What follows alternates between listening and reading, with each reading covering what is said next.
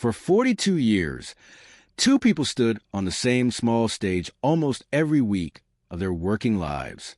One talked, one turned letters, and later just touched the screen. Audiences watched them laugh at the same jokes, finish each other's sentences, and grow older together in real time, night after night, in millions of living rooms. It is a kind of closeness that, in almost any other context, would simply be called a marriage. And for 4 decades, that was exactly the question America could not stop asking. Were Vanna White and Pat Sajak ever more than co-hosts? Was the warmth on camera hiding something the two of them never said out loud? Now that Sajak has retired and White has finally married a man she calls the love of her life, there is enough distance and enough honesty from both of them to actually answer the question, not with tabloid guesswork, but with what they themselves have said over more than 40 years about the strangest, longest, most misunderstood partnership in television history. Vanna Marie White was born on February 18, 1957, near North Myrtle Beach, South Carolina. Her biological parents split when she was an infant, and her mother remarried a man named Herbert White Jr., whose last name Vanna carried for the rest of her life, and whose bond with her stayed close well into her adult years. She grew up doing ordinary small-town things, playing board games with her family, spending time outdoors, chasing the kind of restless curiosity that eventually pulls a person toward a bigger stage. After high school, she enrolled at a fashion and design school in Atlanta and tried modeling, competing in the Miss Georgia USA pageant in 1978 before deciding that acting, not the runway, was where she actually wanted to end up. In 1979, she packed up for Los Angeles with almost nothing behind her. She has talked openly, in later interviews in her own memoir, about how broke those first years were, waiting tables, going on audition after audition, and getting rejected so often that by her own count she sat through more than 100 commercial casting calls without booking a single one. It was not a glamorous start. It was the ordinary grind that swallows most people who move to Hollywood with a dream and no plan B. What eventually got her attention wasn't a dramatic monologue. It was a joke. Asked what she was doing after a casting session. She cracked that she had a doctor's appointment she couldn't bring anyone to. The room laughed, and slowly, small parts started coming her way. Susan Stafford, the original letter turner on Wheel of Fortune, left the show in the fall of 1982. Show creator Merv Griffin needed a replacement, and the search that followed has become one of the most retold origin stories in game show history, mostly because of what Pat Sajak himself has admitted about it decades later on more than one occasion. White was one of roughly 200 women considered for the role, narrowed down to a final pair of contenders who each hosted for about a week on air so producers could compare them. By her own account, she was so nervous during that on-air tryout that her hands shook and she barely got through it. What almost nobody knew until years afterward is that Pat Sajak was in the room for that decision, and he did not think she should get the job. He has since said more than once, including in a CBS Sunday Morning interview and later in a conversation with his own daughter, Maggie Sajak, that he considered White's audition close to a disaster and did not recommend hiring her. He has used blunt words for it, admitting flatly that he thought Griffin was making a mistake. Griffin disagreed. He wasn't only looking for the smoothest performer under studio lights. He was looking for warmth, for someone viewers would want in their homes every weeknight, and he had noticed something in the chemistry between White and Sajak that he believed could carry his show for years. He turned out to be right in a way nobody could have predicted at the time. White was hired that Thanksgiving week and started as co-host on December 13th, 1982. The man who doubted her became, over the following 4 decades, the person standing beside her more consistently than almost anyone else in either of their lives. Sajak has since joked that he shudders to think how different both of their careers would have been if Griffin had listened to him. What followed was not really a friendship that grew slowly. It was a professional partnership that had to work immediately because the show taped fast, often 6 episodes in a single day, and there was no time for two people who didn't understand each other's rhythms. White has said she could read Sajak's mood just from the sound of his footsteps walking up a staircase, and that he could do the same with her. That kind of shorthand doesn't come from occasional contact. It comes from spending an enormous number of hours in close proximity, week after week, for most of two people's adult lives. Off camera, the picture was far less dramatic than fans imagined.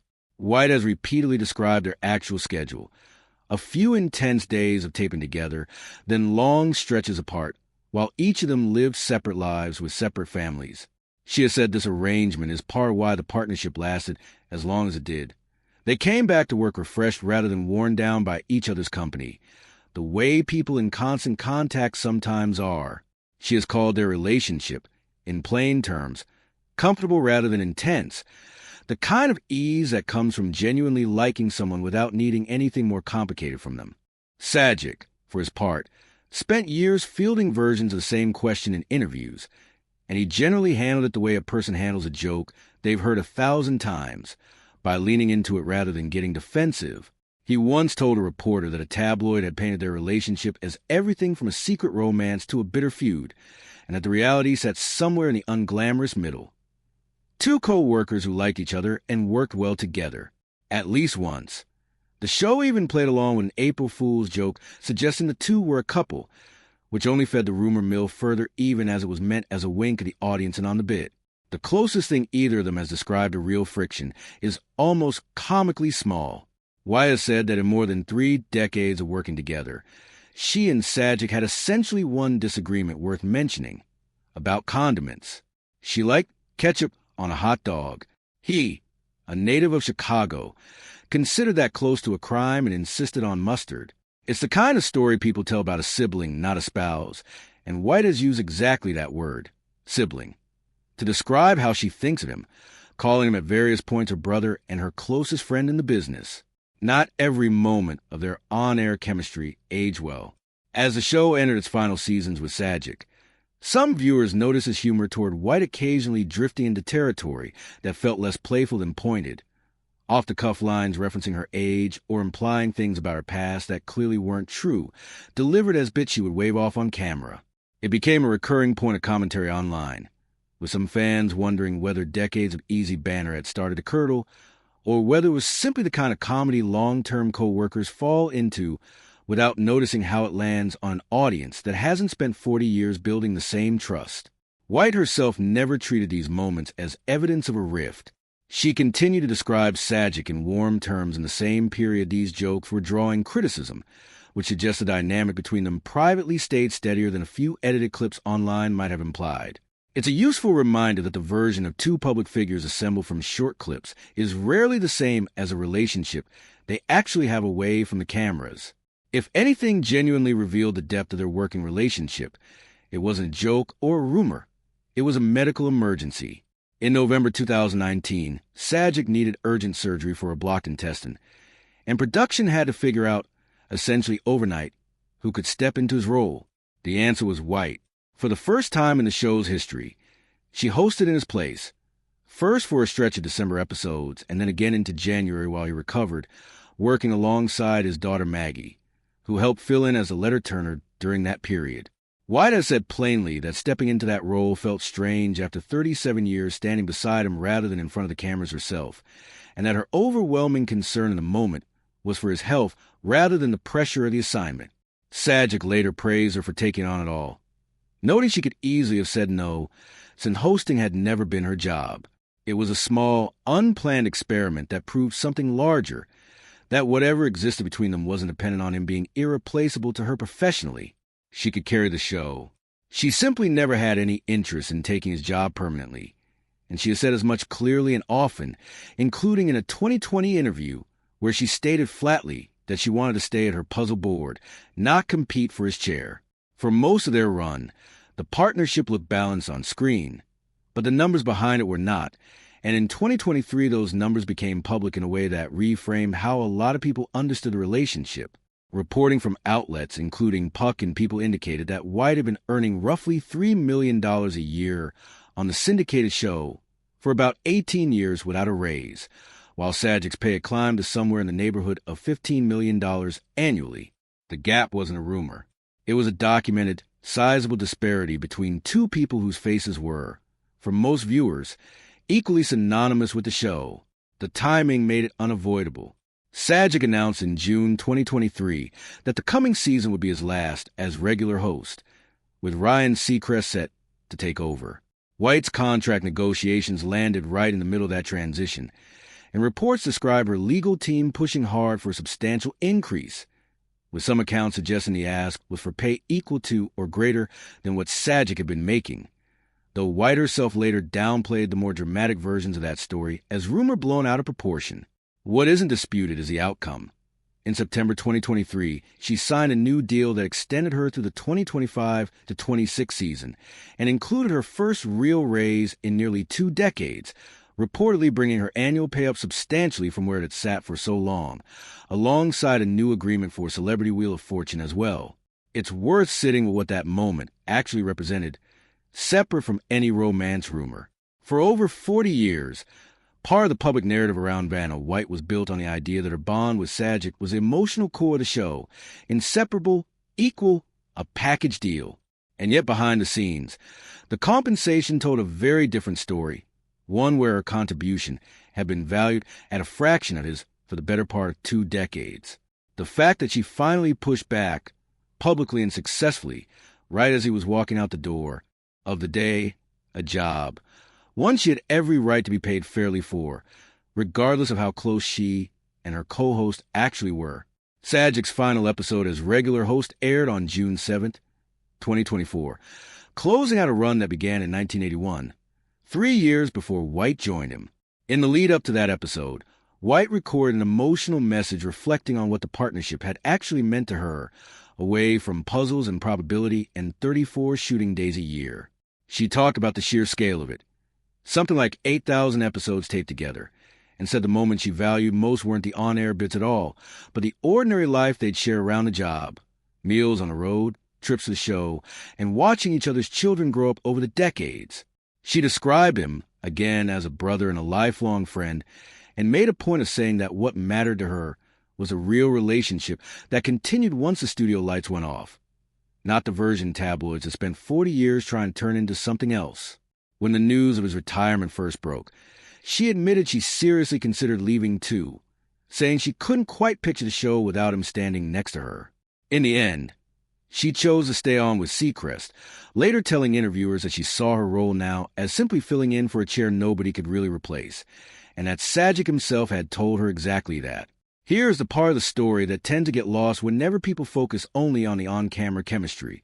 While Vanna White was building a decades-long professional partnership with Pat Sajak, her actual romantic life was happening entirely somewhere else, and it was a lot harder than the smiling puzzle board persona ever let on. In the early 1980s, she fell in love with actor John Gibson, known for his work on The Young and the Restless. They got engaged. Then, on May 17, 1986, Gibson died when the small plane he was piloting crashed near Santa Monica Airport. White has said she first learned of the crash from the evening news, and that the confirmation came later through a call asking for information needed to identify his remains. She has described the moment the news became real as devastating, and she took bereavement leave from the show while Susan Stafford briefly stepped back in for her. What made the grief worse in her telling was the tabloid coverage that followed, invasive and inaccurate stories that she has called disgusting, arriving at the exact moment she was least equipped to fight back against them. She leaned on her faith and on letters from strangers who had lost people suddenly too, and she has said those connections made her feel less alone even as she kept showing up for tapings, smiling for contestants, while privately carrying that loss.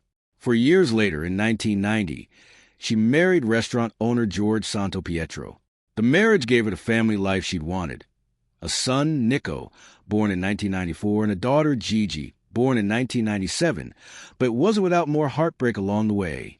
In 1992, Wheel of Fortune itself turned her pregnancy announcement into an on-air puzzle for contestants to solve, a moment of pure television warmth that became painfully ironic when she miscarried shortly after that episode had already been taped.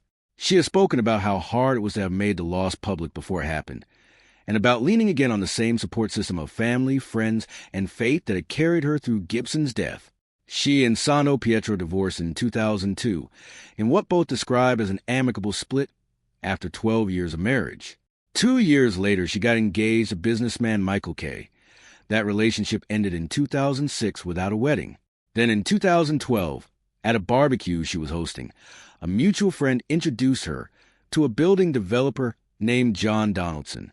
She has described the instant pull of that meeting plainly, noticing he was good-looking, talking with him long into the night, and slowly building a relationship with him over the following years that she repeatedly described as easy in a way her previous relationships hadn't been.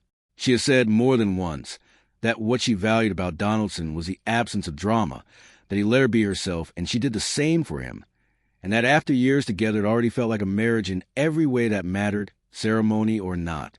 That changed on January 21st, 2026, when White surprised her followers with the announcement that she and Donaldson had quietly married in a private ceremony, more than a decade after they first met. She shared photos from the day, including one of Donaldson carrying her, and wrote that the two of them had wanted to make things official after so many years together. It was her second marriage, and by all accounts a joyful one, arriving at 68 years old after a relationship that already outlasted most Hollywood